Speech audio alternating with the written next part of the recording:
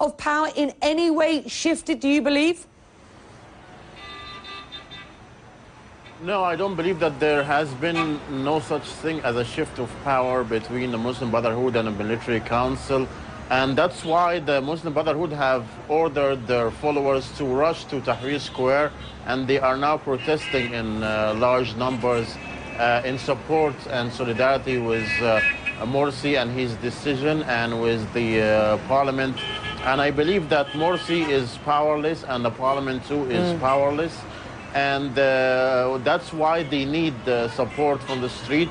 That's why they need to convince the people that the Egyptian people are behind them and supporting them. Because even though they have the institution, the presidential institution and the parliament, they don't have any powers that can make any changes in the country. And the military council still has everything in their hands. So, Wael, what would it take then for my scales to be weighted perhaps in this direction, at least, you know, back to the middle or towards the president and parliament, and what we would see in the West, at least, as a more democratic process going forward?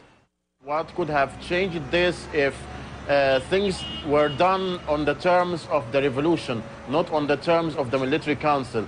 The military council enforced a constitutional declaration on everybody, and the Muslim Brotherhood were the biggest faction that welcomed these constitutional declarations, and they played by the rules of the military council. And they already knew that they will have no powers, even if they had the parliament, even if they had the president.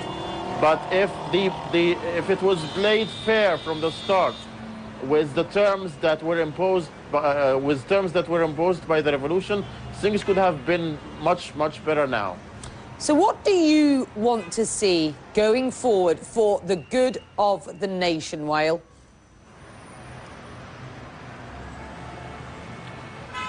Well, I want to see a real representation of the revolution. There were sacrifices and people who were courageous and sacrificed their lives, and others who are still willing to do the same to make this country a better country. But what we have seen throughout the last year and a half or 2 years is that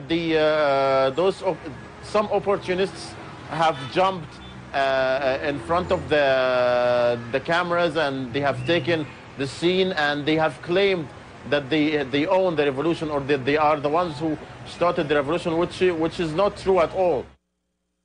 You're watching Connect the World live from London. Our top story tonight: the struggle for power in Egypt intensifies.